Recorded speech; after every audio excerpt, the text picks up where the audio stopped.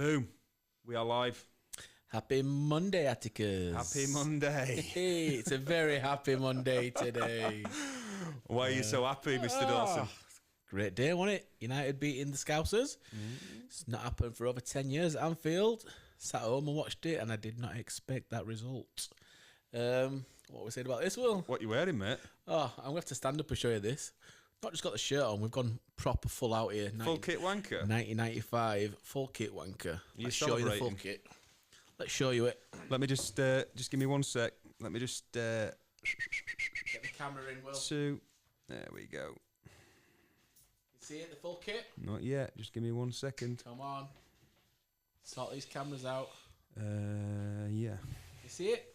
Spin that camera around, George. This one? Yep. Very gently spin it around so it's facing you. There he is. Full kit. Full kit. See it? Shorts, shirt. How are you doing? Oh, it's a classic. 95, cool classic. How long have you had that in the cupboard? Is Tell you that... what, I first had this when I was 11, 12-year-old in 95 when it came out. Obviously it wasn't this size. This is now men's. The story behind this kit, if people don't know, Will. Yep. Southampton 3-0 down at half time, and Fergie said, "Lad, get that kit off," and he changed the shirts to the blue shirts at the time, if I remember correctly. Still lost the game 3-1, but it is the worst excuse in football. Changing your shirts because the players apparently couldn't see each other from the other side of the field when they're picking the passes out. Now I've got the little story up Got the here. story there, Will? Give me 1 little sec, and I I'll will come back down. read it to you. The best 10 grand I ever spent. The story behind Manchester United's bizarre grey kit change versus Southampton. Fergie was famous for finding creative excuses for his players when things didn't go their way, with one of the most memorable coming in 1996. 96 on it. The Red Devils played the first half of the game in the grey Umbro kit that you are sporting now, George. Let me just cut you in there. You've got that bad boy on there. They did the first half in that, and then at half-time they emerged in a totally different shirt for the second half, leaving the Saints players and the spectators confused. Yeah, I remember watching that on Match of the Day because at the time, Sky Sports during the day then, Match of the Day, thinking, they've changed the shirts. You could not believe it when I was a child watching this. And obviously now this shirt is worth quite a few bob. This is a... Is that an original or is that a replica? No, this is original shorts, original shirt. I collected all the kits when I was a kid, and obviously you get to an adult, they don't fit you, so I sold them all. And my mission then was to find them all in adult sizes. So from 1992 up to about 2002, I've got every home, every second and every third shirt. Well, I tell you what, obviously with a little bambino on the way, Minnie Dawson, I bet you wish you'd kept them little kits now, because you're going to be buying all again, lad. Buy them all again. Get them all bought. I was thinking that other day. Some people don't know, I'm having a baby boy in the new year. So hopefully he'll be into football. Are you actually going to give him a choice, or is he going to be a Man U fan? I think it's naturally you follow your dad, whatever team you support, don't you? Yeah. But obviously local teams, Huddersfield, but we'll be getting to United matches hopefully. Well, it costs an arm and a leg, doesn't it? But you'll be getting the kits bought, and obviously my missus' family are all Sunderland fans. They're already buying them Sunderland shirts. Come and get a Sunderland kit, yeah. You'll have to get him one of them Messi tops they do, where it's like all 4 teams that he's played for in one. Cut it in half, yeah. Cut it in half. So yeah, I dug this one out this morning. I thought, I'll put it on just for crack today. But yeah, I do like this kit. I forget how nice it actually is. With today's modern day kits, they're all a bit generic, and in the 90s nobody could touch Umbro for, I reckon, from 1990 up to 99, 2000, nobody could touch Umbros. Whoever was designing an Umbro in them 10 years need to come out, because some of the crazy designs they had in the 90s were unbelievable for Umbro. Brilliant. And obviously me and you have been in a lot of sort of football club shops over the last couple of years, and the absolute garbage that Castor are turning out. Castor. Unbelievable. Well, I'll go as far as saying Nike, Adidas, they're all very generic. Say United shirt for Adidas is now the same for Art. It's the same template. They literally use the same template for every team. It's only the third shirts where you get a bit crazy and they play with the colours, but there are Premier League rules where it's got to be certain patterns, etc. So you get a bit... In the 90s, I don't think the rules were as strict, so you got all sorts of patterns and craziness, but it's harder nowadays to find the shorts in men's sizes than the shirts. So the shorts are original as well, are Shorts are original. These fit. A lot of the shorts in the 90s were really small fitting. I think everyone's got a bit bigger, haven't they? they? Yeah, definitely. But yeah, it's all original kit. This, I think, this is mint condition. They normally go for between 100 and 150 quid these now. It's certainly a very striking shirt. I love the design of it. It's funny, innit? Like, when you're living through that period of time, you don't acknowledge it. But then looking back, you look at a design like that and you just think, that is class. Well, how long is it? 25, 30 years ago? Yeah. We've got the embroidered badge. Yeah, embroidered stitches. Proper embroidered Obviously, we know badge. today it's heat press. Everything's plastic heat press. This is actually embossed into the shirt, so they washed a lot better as well. So I wonder whether that was called sublimation printing back then. Yeah, it is sublimation. Did they have sublimation back then, or was that a different technique? I don't know, but it's in the shirt. But the player issue shirt was embossed, like the. Yeah. But yeah, it's still a lot better made than Sharp still a functioning company. I think they're still. I drove past them somewhere in Manchester. There's a shop there the other day. Let's just have a little look on the net. I'm sure Sharp Electronics are still going. Sharp View Cam, Sharp Global, yeah, they are still going. Yeah. Are they based in Manchester? They don't know. I think. Sure, I saw a factory in there when I drove past into Manchester the week. Still making cameras by the look of it. Maybe they've pulled out of the UK. Definitely, market. Man United's best looking sponsor ever is Sharp. Definitely. Yeah, looking great. But yeah, modern day kits just don't compare to the 80s and the 90s kits. I've got me Adidas Bayern Munich top on that you got me. Yeah, this is the new Icons Terrace range that Adidas do, which is really nice, and it's like say embroidered badges, and they're really smart. It's class, and it feels really nice as well. Although it is a synthetic material, which we both know I absolutely sweat my bollocks off in. Will wears anything synthetic, within half an hour he's sweating. I mean, to be fair, I've got a t-shirt, a hoodie, and this on because it was a bit parky this morning when I left the house. He's the only man I know that wears 2 or 3 items, layers up. Oh, you've got to you layer it up. It's lovely, this. Now, the story behind me wearing Bayern Munich gear is, obviously, you all know my little lad Barney. He's mental on FIFA like all other kids. And my go-to team on FIFA is Bayern Munich because for some reason it's the only team I can play with and absolutely whoop his ass. But for the last sort of 5 or 6 years, I've just keep saying to him, one day you'll get there. One day you will take over, Barnes, and I will not be able to touch you. And I can tell you, we're just about getting to that point now where I get really angry because he absolutely kicks my ass on it. You can't take it easy. It's like when I played pool or snooker or darts when I was younger against my dad. Never let me win. No. What's the point? To be honest, if the bloody switch that it's plugged into gets turned off, it's usually me having a paddy. Because when you're losing 3-0. Because he's kicking my ass. No, I don't think you get any... you're setting your son or daughter up for failure, really, because life's not like that, is it? No. You don't just get what you want. You don't just win all the time. Well, his mum likes to let him win quite a lot, and I quite like to kick his ass. But he's getting there now. He is getting there. And he got player of the match at the weekend. Yeah, I seen your post that he did. Sherburn Tigers. Sherburn White Rose. And he just joined that team. Yeah, he's been there 3 weeks. Yeah, I'll have to get over and watch a couple of games. Get sent over on a Saturday morning. I love it. Saturday morning, yeah. Stood there having a brew with all parents. Yeah, parents are worse than kids, aren't they? Yeah. Outside. Some of the parents at junior football are shocking. We had one at a previous team that was swearing at his kid, and his kid was swearing back, and they got a 5-match ban. Yeah. Parents need to learn to keep their mouth shut at the side. If you want your children to progress in the sport, football, whatever sport, encouragement by all means, but effing and blinding it. Yeah. Your child or the opposition is just bang out of order, really. Yeah, save that for when you've had a few beers at home. Save that for when you're shouting at telling people who are earning £300,000 a week. Yeah, you can shout at me as much as you want if you're on 300 grand a week. So how did you enjoy the match on Sunday? Yesterday, sat at home, me and my missus on the sofa. Usually I go out and watch that on a Sunday, but I didn't expect that result, to be fair. But it was a good game. Actually enjoyed the game. It was end to end.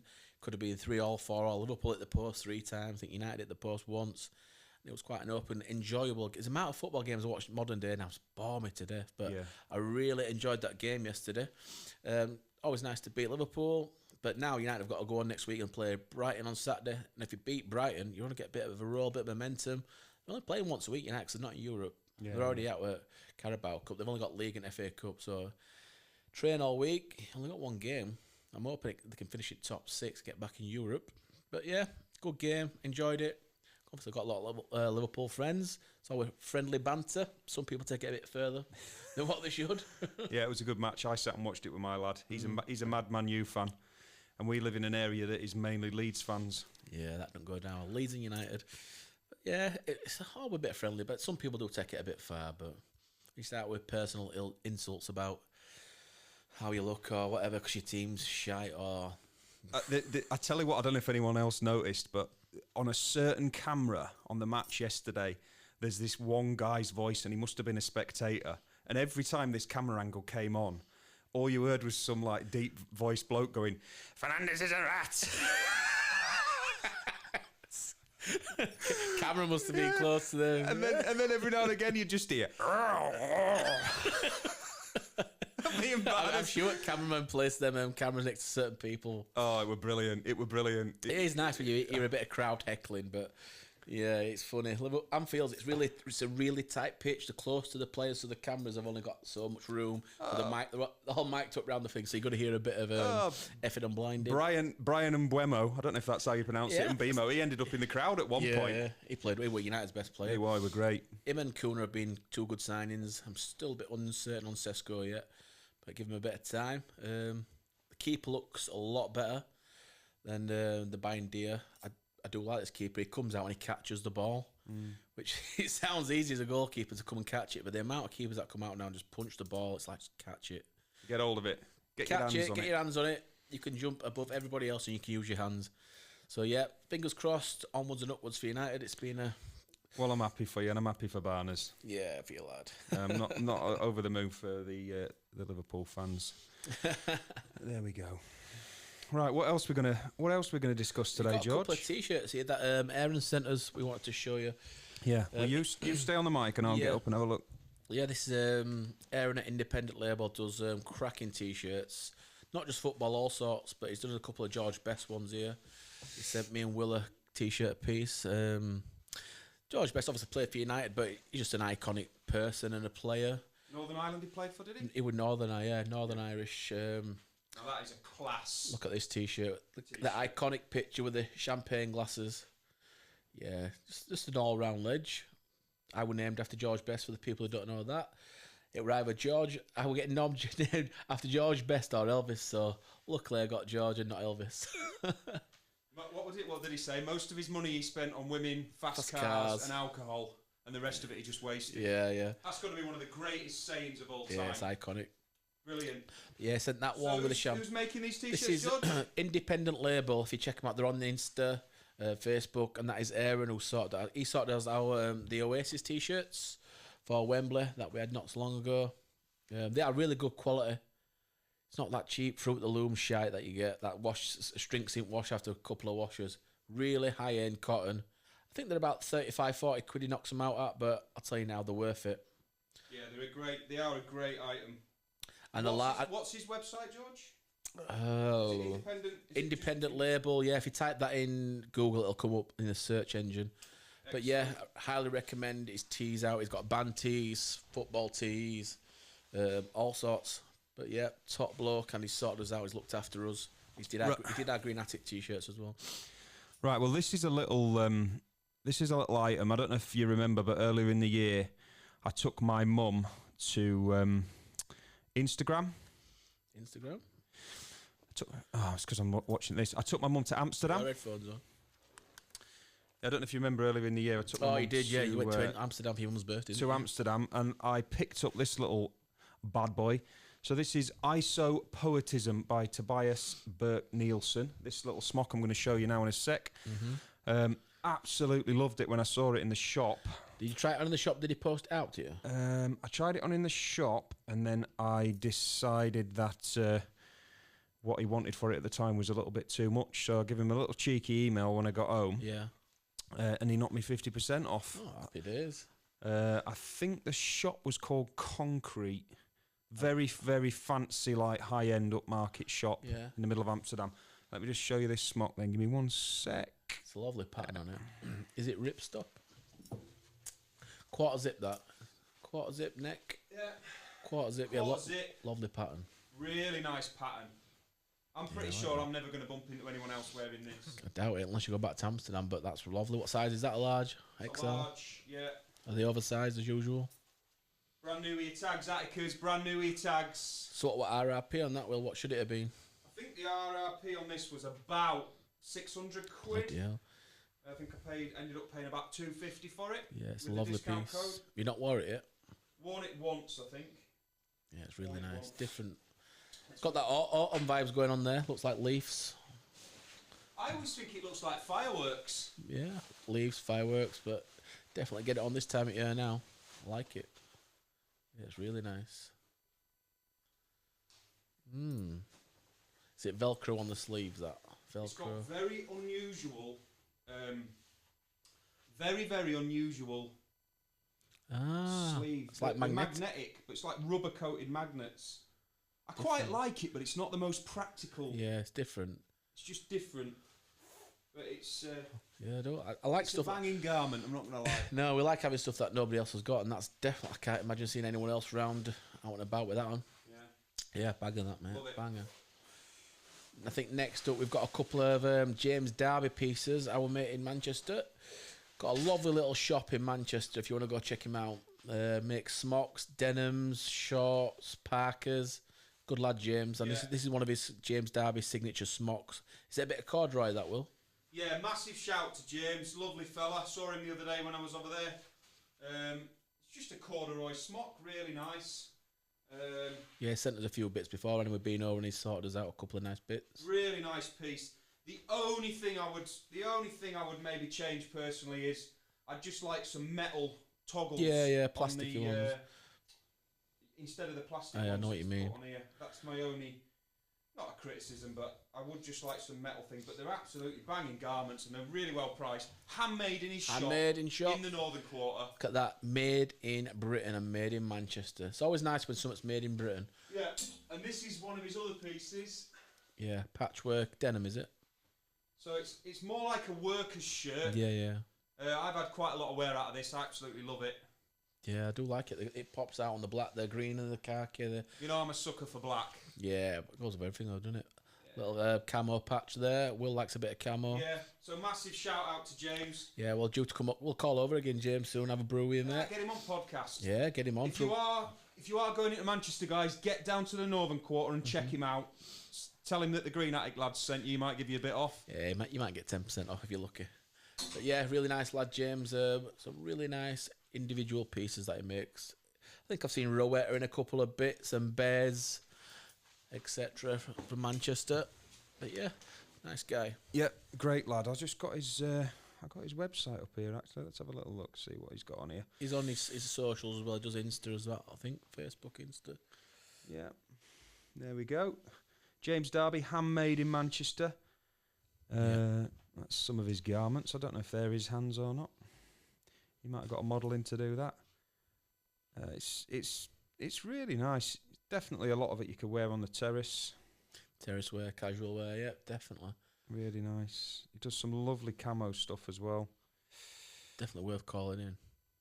There's his massive jacket that we're trying to flog to us that we didn't buy. I think he said he were working on a parka for Liam. Yeah, he did. But is it actually going to Liam? That's one thing, innit? You've got to get it to him, haven't you? But I'm sure with these little connections, he can get it there if he tries hard enough. But he was making a really nice, he was in the middle of making one, and he showed us it, and it looked smart. Looked really smart. Right, what else did I want to talk about? I know what I was going to say to you. You see the thing in the news about Ticketmaster getting a rollicking for... Saw that, yeah, with the Oasis thing was like sorted that out, wasn't it? The dynamic pricing. They'd have to scrap it, aren't they? They're going to have to bin it off. So Which, definitely we agree with. You can't go from 150 to 350 just because they're in demand. It's absolutely nuts. It is. I've got the little article here.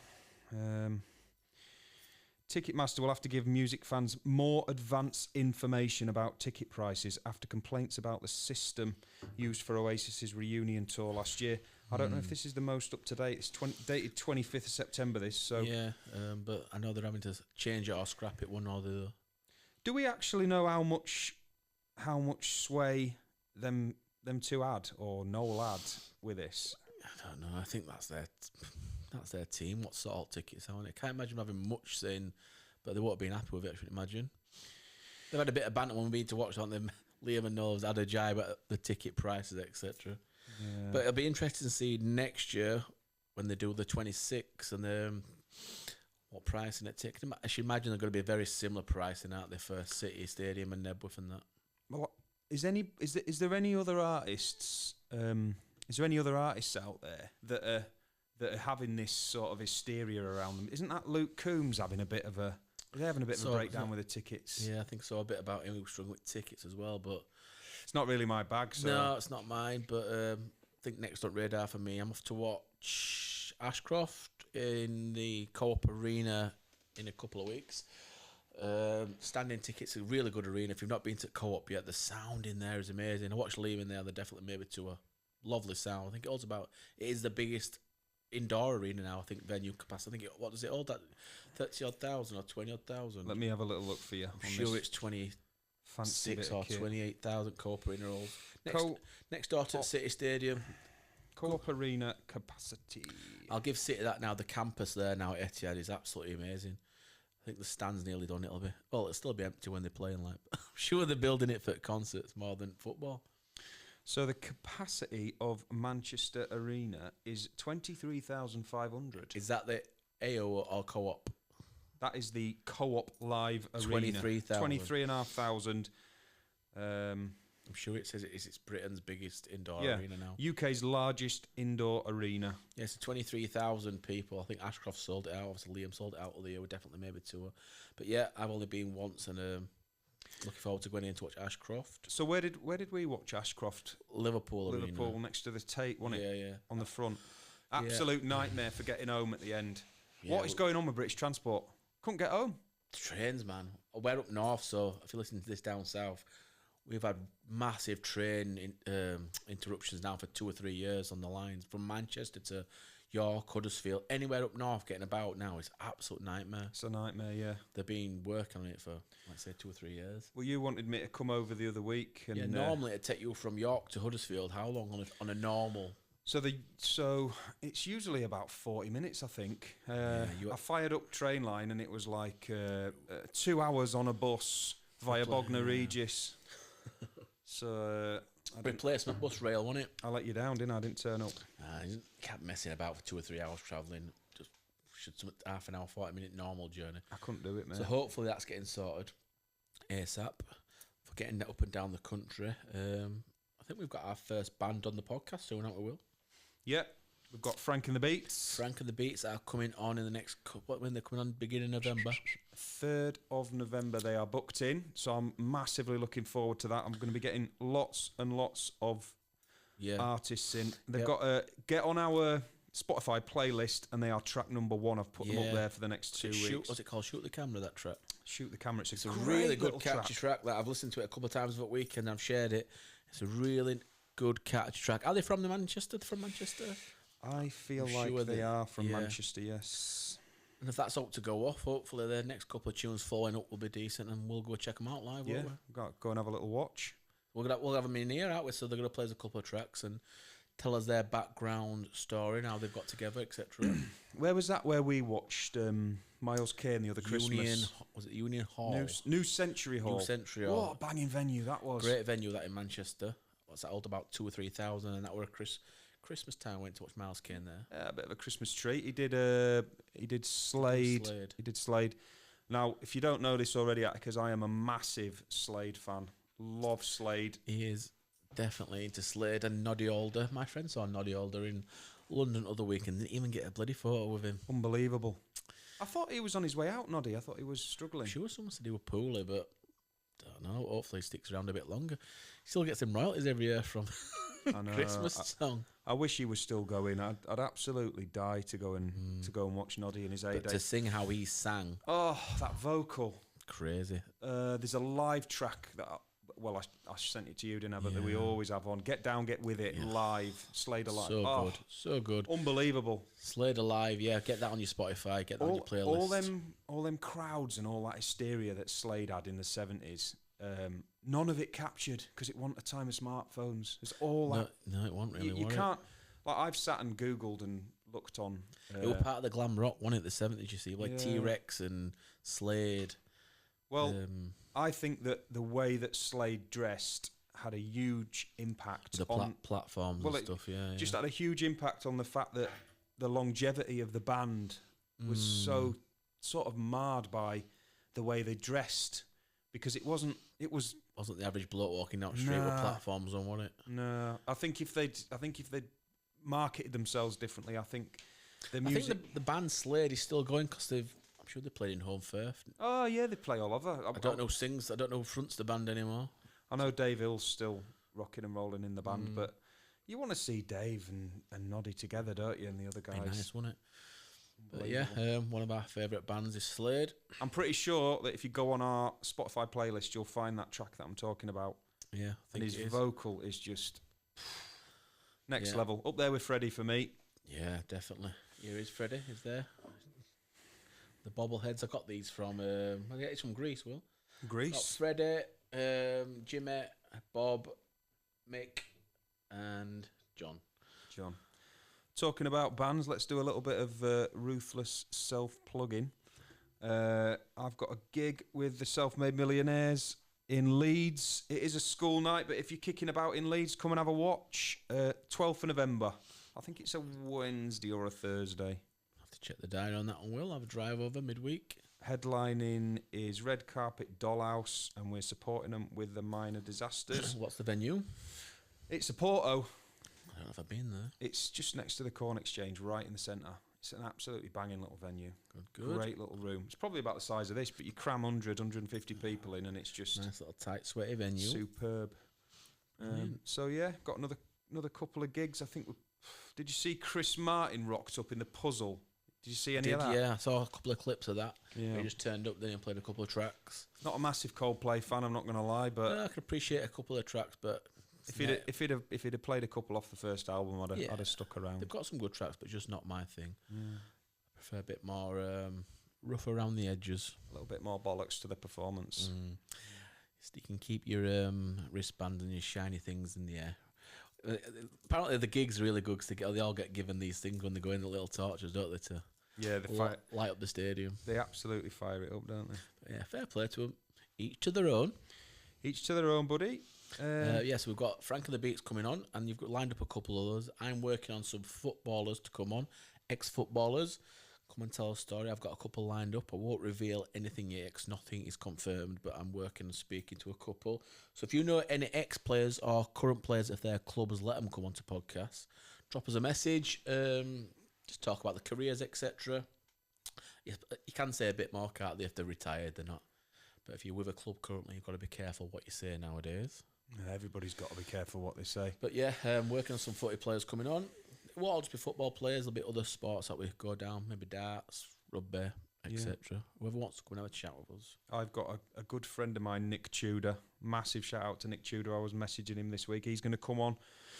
He's got some amazing solo stuff. Really good acoustically, isn't he? What's his little EP called, if you want to start off listening to him? Waiting for Flowers. That's on Spotify, It's on Spotify. Nick Tudor, Waiting for Flowers. There's 4 tracks on there, and they're all absolutely brilliant. Yeah, criminal how he's not being got any sort of career out of that. So what's going on with us guys, George? Let's have a little chat about that, because obviously we're trying to sort of like transverse now out of the... We're not totally coming away from the casual scene, but the trainers and the jackets, etc. I think we're just sort of... We've been at it 2 or 3 years now. We're ready for a bit of a different direction, aren't we? Exactly, yeah. And to be fair, every man and his dog is... trying to sell trainers or jackets. And we're Vinted now on eBay. It's flooded. The market's flooded now. I was stood in the post office yesterday behind about 3 people, all with 20 packages. Well, everyone wants to make a bit of extra cash, which is fair enough. But as for us trying to make a living out of it now, I think we've pushed that as far as we can. Or what's the actual limit on people making a bit of a hustle before they get taxed? I feel like I've seen a figure of $6,000 somewhere. I think it is before the taxman wants a piece of it, because eBay, Vinted, eventually if you're getting over that threshold, you get a nice little email from them. We had one from eBay, but obviously we were set up as a business, so... Yeah, so last year I seem to remember loads of people getting letters from the Inland Revenue. Yeah, you've gone over your... If you're working as well, and you're doing that as a side bit, you're definitely going over your little threshold of what you're allowed to earn on the side. Obviously Facebook, Insta, all your socials where you can sell stuff. Let's have a little look at the tax laws. So, yeah, we're taking it a different direction. We're currently having a new website built. We're going to be doing a brand new giveaways page. We're just going to be bringing some banging prizes, high-end Stonies, signed memorabilia. We're going to take it to the next level, and you're going to be able to win the lot. A lot. This is really funny, guys. So this is the official government. This is the official government website. What's it say? And it's called Help for Hustles. Hey, get as much help as you can. Everyone needs a side hustle. Understanding the tax rules for side hustles. So if you guys out there have got a little side hustle on the go, I don't think it's going to be easy to navigate this site because none of the government sites are so hard. But it all started, didn't it, with like Facebook Marketplace when people have put God knows what everything on, from the sofas to the bikes. Then obviously you started your Vinted, your eBay. There's that many platforms, Depop. There's so many platforms where you can sell stuff now. They're really clamping down on this now, the government. Listen to this. From online selling and tutoring to delivery work and dog walking, there's lots of ways you might want to make money outside your main job. But did you realise there are tax rules for side hustles that everyone has to follow? We are in control of your side hustle. Control. Big Brother is watching you. We don't want you to get up there. You stay there. This is the funniest thing. Look, made more than £1,000 from your side hustles, whether it's cash in hand or money paid straight to your bank account. It's nonsense, isn't it? They just do not want anybody. We always say we take piss, don't we, Will? They don't want any. They're all having a party there. You're down here. They don't want you coming to that party. Can I earn up to £1,000 tax free for each different side hustle I do? Well, no. If you have a single £1,000 tax-free allowance for each tax year, and anything you earn from different types of side hustles all counts towards this. Nonsense, innit? Yeah, it's... these people who write this shit, they don't live in the real world. I bet they won't know what a price of a fucking pint of milk is. Nah, it's... Loaf of bread. It's definitely, for me... What am I now? 43-year-old. I know what you're all thinking. You're particularly good looking for 43. I know that, but... Yeah, every day. It's never been more expensive to live, to just exist. And I always take the piss and I always say, because I've got 2 kids, I'm like, if I leave the house with my 2 kids, it's 150 quid. It Before is. You start It's anything. pretty much 150 quid. The only free activity that I take my kids to, which absolutely blows their mind, is Leeds Free Bike Park. So if you've got kids that like riding bikes, the place is absolutely amazing. Yeah. But I'm genuinely shocked when I go somewhere and I'm like, what, you mean all this is free? It's like, what? What do you mean it's free? Gone are the days when I remember being like your lad's age now. My mum and dad didn't entertain me. I was out on my bike, got a ball, lads were out, rough to play football. I didn't need entertaining by my parents. No. We're so in this bubble now. It's school holidays now, isn't it? Yeah. Your lad's off school. Right, you're thinking, right, where am I going to take him? Where am I going to... Out. School holidays. My mum were going to work. My dad were going to work. It's like, why do you need to entertain your child for a week? Yeah. It's bollocks. But it's...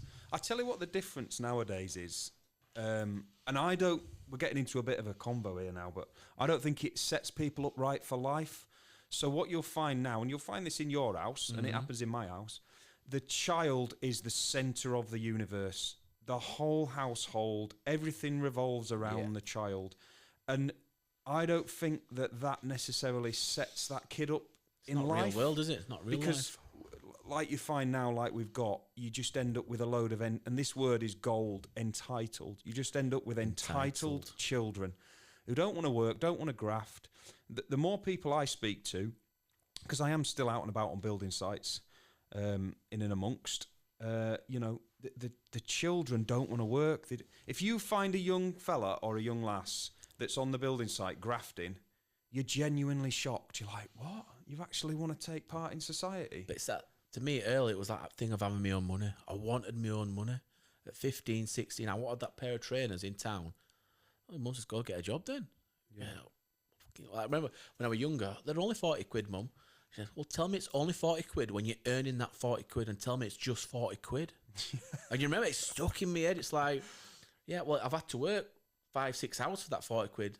You appreciate it more. So when I buy them trainers at 40 quid, I think, I'm going to look after these. They cost me 40 quid. It's cost me 6 hours of my time and work in a factory, packing cards. I've earned them trainers. What was your first job? What was the first thing you ever did when you got to a point of earning money? we won't take the paper round into consideration. No, we all did a paper. Yeah, we all did a paper free round. paper round And as well. it was working in a card factory. My friend who I played football with, his dad ran a card factory. Dean Oil. Yeah, Dean. Yeah. Shout out to Les, no longer with us, but he gave me a job for when I was at college for a couple of summers where you'd be packing cards literally all day. I thought, I don't want to do this for a living. But that would get me my spend for the weekend when I played footy. Might be a couple £100 a week. But yeah, you appreciated it. And my mum said, right, well, if you're earning some money, you need to bring some board into house. I'm like, what do you mean board? She said, well, my fucking fridge ain't free, my food ain't fridge ain't free. Well, you got to give me, she said, give us £20. I'm like, but that got me that mindset of like, when I get older, nothing's free. Your gas bill ain't free, is it? My electric bill's not free. So I got it drilled into me early, especially by my mum. It's like, learn to cook, learn to clean, learn to iron. Because when you leave home, no fucker's going to do it for you. No. And you don't want to be relying on a woman to do it for you. No. Which, it stuck with me. So, being independent to do it. How many blokes I know my age or your age can't fucking iron a shirt? Can't iron a shirt, don't know how to put a washing machine on. I think, that's because the mum wiped their ass all their life. Yeah. 100%. Wiped their ass all their life. Like, nah, my mum taught me early. 100%. That's how you use an iron. That's how you use a vac. Well, I'm going to just give you a bit of a disclaimer here that my mum, bless her, she is... she's 80-year-old now, but she still does go to Marks and Sparks and buy me some food. Bless her. Can't beat it. Marks and Sparks. Venison and some and a bit of dirty fries from Marks and Sparks. I wish I could afford Marks and Sparks. My first job was I did the paper round thing. Everybody has a bit of a blast at that, but I was a milk boy. Milk boy, yeah. Milk boy in Murfield. I don't know if you know it. That's in the area of Huddersfield where I live, but I know where you mean. Yeah, I used to do it, and it was I just did 1 day a week, and it was 4 o'clock on a Sunday morning. And when I say a Sunday morning, I mean Sunday night, Monday morning. So I got up at 4. You can imagine how that went down at 14-year-old. Get out of bed and deliver milk round Murfield, where years previously I'd been the one stealing the milk money round Murfield. We all stole a pint of milk from a doorstep. We've all nicked a fiver from under a milk bottle. Best when orange juice were there. It's like orange juice. They've got some money, they can afford fresh orange as well. But no, yeah. Then I got a job at Courts. Do you remember Courts? It was a bit like MFI. It was all like really cheap shite furniture that fell apart as soon as you put it together. I remember that, but yeah. But at least you had that work ethic early. Yeah. I think not enough kids now get that work ethic early. Late teens, 14, 15, 16, just having a bit of a weekend job where it's cleaning pots or pans. My daughter's, actually, she's 15 today. Happy birthday, Lila. 15 today. I can't believe I've got a 15-year-old. So, watching everything you do on social media. She often tells me, Dad, don't do that on social media. All my friends see it. It's like, imagine being 15 and your dad's a 40-year-old influencer, George. I was winding up. Hey, can't help me, Dad's an influencer. It's funny. Oh, that's really funny. All my friends see all your jackets and trainers. I'm like, that's what I do. Yeah.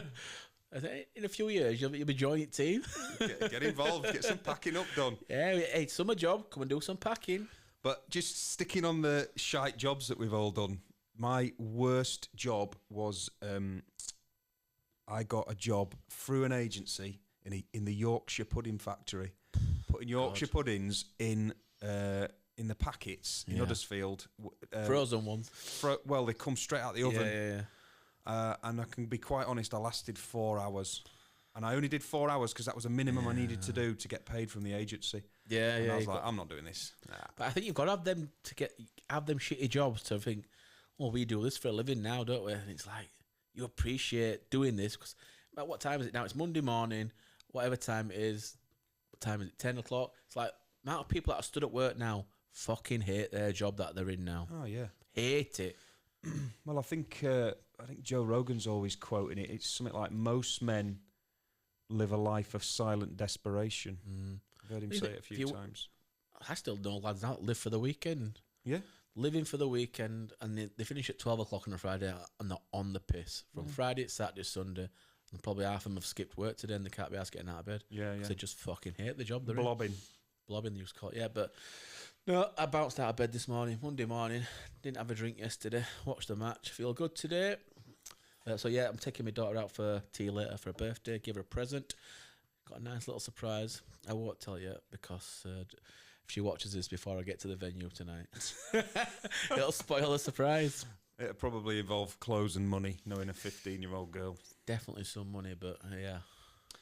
Yeah, well then, finished in the Yorkshire Pudding Factory and Big Baz Bloy, shout out to me dad.